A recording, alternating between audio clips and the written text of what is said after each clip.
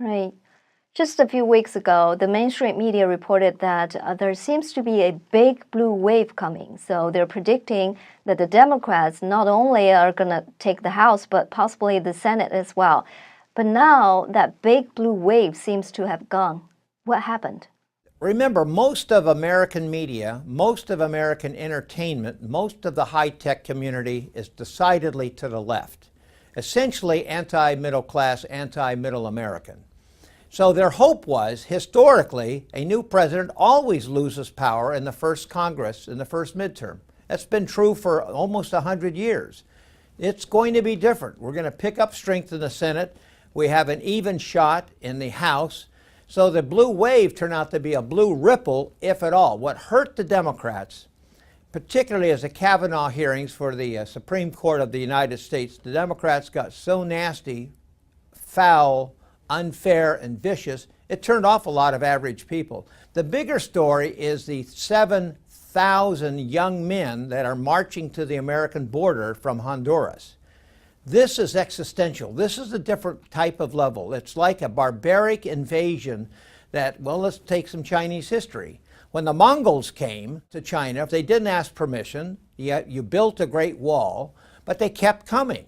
And they're called a horde, H-O-A-R-D. There are huge numbers of young warriors that are looking for fame and fortune and women, frankly, and they invade another civilization. They invade another country. We are now beginning to witness that coming in from Central America, and there's a group already forming in Honduras now. So there's now two groups on the way to the U.S. This will continue for decades unless Trump can stop them at the border. So this is not just a temporary problem. It is a permanent invasion issue. And at the same time, we have 4 million legal, qualified people that want to come to America. Most of them are Asian, many of them Chinese, and they can't come because of the illegals from south of the border. We want the legal immigrants. We need at least 1 million a year. Half of them are Asians. We want them. We need them. We need to have their energy, their talent, and their brains. The mainstream media's coverage of President Trump is 92% negative. Do you think that has impacted his public approval rating? That's a great question. Of course it's impacted his approval. People that don't read the news just sort of hear or they think, oh, nobody likes Trump, so I guess I don't like him. But the days of mainstream media controlling American thought diminishes literally every day. There used to be 3 networks where 90% of the Americans watched and got their news. There are now hundreds.